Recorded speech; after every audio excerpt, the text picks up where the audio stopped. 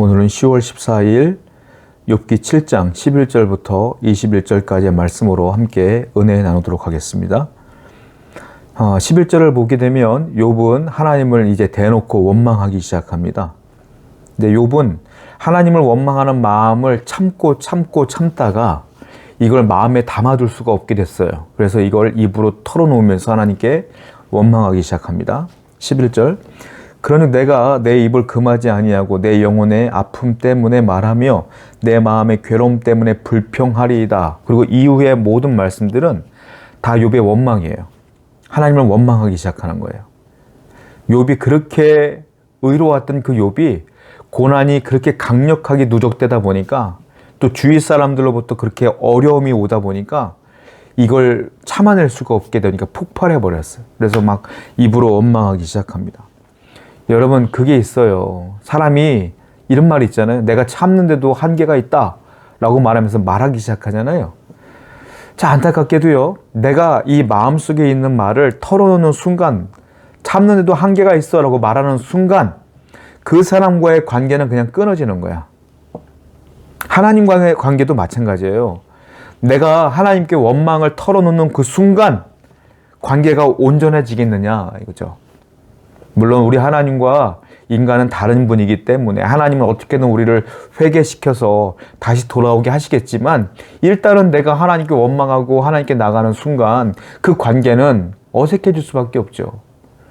원망하는 사람들에게 하나님께서 복을 주시겠느냐? 원망하는 사람들에게 하나님이 능력을 주시겠느냐? 그건 아니잖아요. 사람도 마찬가지예요. 사람과 사람 사이에 아무리 친한 사이일지라도 내가 참았다가 팍 폭발시켜버리는 순간 그 관계는 어색해지는 것이고 관계는 예전과 같지 않다라는 거죠. 성도 여러분, 가능하면 사람과 사람 사이에 참을 수 있는 데까지는 참아야 된다는 거예요. 정말로.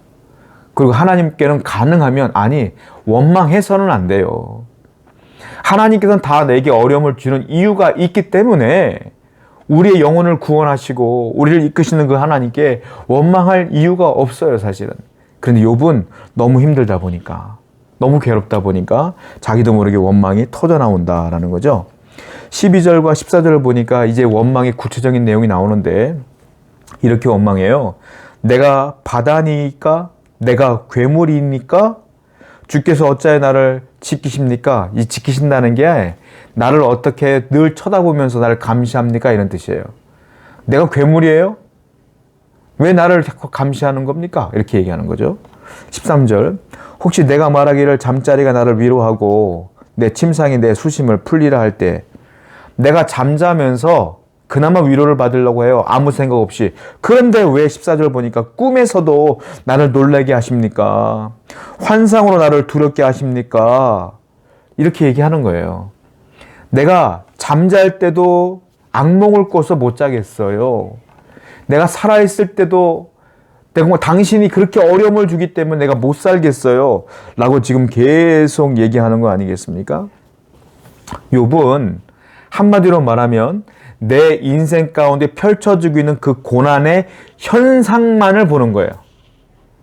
하나님의 뜻이 무엇인지, 하나님이 왜 이 고난을 주는지 그거는 잘 모르겠고 일단은 내가 너무 힘든 그 현상만 보니까 하나님이 이 모든 것들을 내게 주신 거라고 생각하고 하나님이 나를 보호하는 게 아니라 감시한다고 생각하고 하나님의 꿈 속에서 나를 괴롭힌다고 생각하는 거예요. 그 꿈에서 괴롭히는 건 마귀거든요.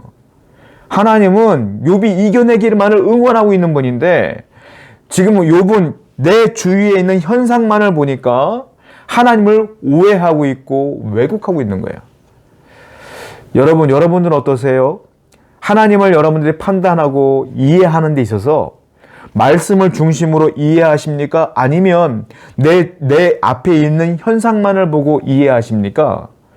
내가 어렵고 힘들 때 하나님 날 도와주지 않았어 라고 원망하진 않나요? 그거는 현상을 가지고 하나님을 이해하는 게 아니라 오해하는 거예요. 하나님을 이해하려면 현상을 보고 판단하는 게 아니라 말씀을 읽고 묵상함으로 그분을 이해해야 되는 거예요. 사랑하는 성도 여러분, 하나님을 판단할 때는 말씀으로 판단하셔야 돼요. 우리 하나님이 어떤 분인가를 알려면, 하나님을 이해하려면 내 경험이 아니라, 내 생각이 아니라, 현상이 아니라 말씀으로 하나님을 바라봐야 된다. 오늘도 말씀 중심의 삶을 살아가는 여러분 되기를 축원드립니다. 15절부터 16절을 보게 되니까 이제 욥이 너무 지쳤어요. 최악의 상황인 것 같아요. 뭐라고 말합니까? 이러므로 내 마음이 뼈를 깎는 고통을 겪느니 차라리 숨이 막히는 것과 죽는 것을 택하리이다. 하나님, 나 죽는 게 나아요, 이 말이에요. 나 이렇게 고통스러운 것보다 죽는 게 나으니까 죽여주십시오 라고 말하는 거예요. 또 16절에 내가 생명을 싫어하고 영원히 살기를 원하지 아니하오니 나를 놓으소서. 내 날은 헛것이니라. 나를 죽여주세요. 나 죽고 싶어요, 이 말이에요. 자, 이게 저는 욥과 같은 똑같은 현상을 겪어보진 않았기 때문에 100% 이해하기는 어렵지만 세상에 많은 분들이 스스로 목숨을 끊어요. 왜 그럴까요? 너무 힘드니까. 너무 힘드니까 목숨을 끊어요. 우리는 그분들처럼 그 현상을 겪어보지 못했기 때문에 모르지만 한편으로는 이해도 되기는 하는 거예요. 얼마나 힘들었으면 그랬을까. 욥도 마찬가지예요. 그렇게 하나님을 사랑하는 욥도 너무 힘드니까 나 죽여주세요 라고 하는 거 아닙니까? 삶이 얼마나 고통스러우면 그럴까. 자, 이게 인간의 한계입니다.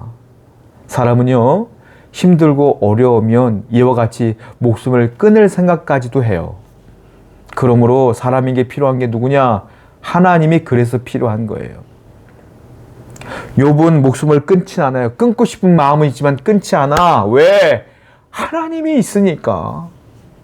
하나님이 없는 분이라면, 욥과 같은 똑같은 현상이었다면 분명히 스스로 목숨 끊는 사람들이 많았을 거예요. 그러나 욥은 하나님을 믿는 사람이었기 때문에 이렇게 원망은 할지언정 하나님에 대한 마음이 있었기 때문에 나중까지 견디지 않습니까? 우리에게 누가 필요한 거예요? 하나님이 필요한 거예요. 여러분들에게 하나님이 계시잖아요. 그러니까 이길 수 있어요. 힘내십시오. 힘내세요. 하나님이 계셔요. 하나님이 여러분들을 붙들고 계셔요. 반드시 여러분들은 그 어두운 터널을 통과하여 밝은 빛으로 나가는 날이 분명히 올 줄로 믿습니다. 17절과 18절을 보면 욥이 계속해서 원망하는데 따지듯이 얘기해요. 사람이 무엇이기에 주께서 그를 크게 만드사 그에게 마음을 두시고 아침마다 권징하시며 순간마다 단련하시니까. 이거는 시편 말씀을 인용한 것인데 단어를 바꿔서 얘기하는 거예요. 이 시가 뭐냐면 여호와를 찬양하는 찬양시입니다. 그런데 욥은 그 말을 바꿔서 단어를, 사람이 무엇이간데 주께서 저를 크게 만드사 그에게 마음을 두시고 아침마다 권징하시며 순간마다 단련하십니까? 완전히 말씀을 갖고 완전히 왜곡시켜버린 거예요. 왜 그럴까요? 고난이 심하면 말씀이 왜곡되게 돼요. 자기 현실에 맞춰 말씀을 왜곡시키고 왜곡시켜서 이해하고 왜곡시켜서 들어요. 말씀을 제대로 못 듣는 사람들의 특징이 있어요. 왜곡시키는 거야. 왜요? 자기 자신만의 세경 안에 빠져있기 때문에 그래. 여러분, 말씀을 왜곡해서 들으면 큰일 납니다. 욥은 하나님 말씀을 왜곡시켰어요. 왜? 고난이 너무 극심하다 보니까 온전한 판단을 못하는 거야. 너무 고난이 심해도 말씀을 왜곡하고요. 너무 교만이 심해도 말씀이 왜곡되어져요. 하나님께 의지하는 자는 말씀을 그대로 받아들일 수가 있어요. 여러분, 말씀을 왜곡시키지 마세요. 있는 그대로 믿고 있는 그대로 받아들이는 여러분 되어야 될 줄로 믿습니다. 오늘도 너무 힘들고 어렵지만 하나님을 붙들고 이겨나가시는 여러분 되기를 축원드립니다. 기도합시다. 하나님, 오늘도 우리 성도들을 붙들어 주옵소서. 하나님의 위로가 우리 성도들에게 있기를 원하고 반드시 그 어려움 가운데 이겨낼 걸 믿으며 하나님께 나아갈 수 있도록 인도해 주옵소서. 예수님의 이름으로 기도드렸습니다. 아멘.